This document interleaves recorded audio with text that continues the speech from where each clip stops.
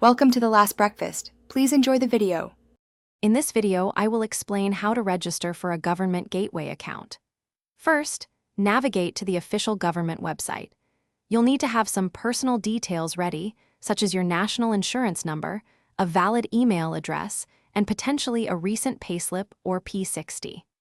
This account is essential for accessing various online government services, including managing your taxes and benefits. The entire process typically takes about 10 to 15 minutes to complete.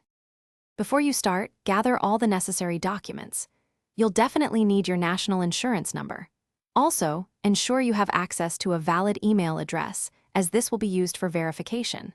For identity verification, you might be asked for details from a UK passport or driving license, along with information from a recent payslip, P60, or a tax credit award notice.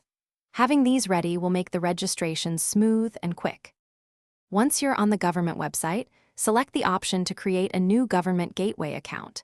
You'll be prompted to create a unique user ID and a strong password. Following this, you'll need to verify your identity. This often involves providing details from 2 different forms of identification.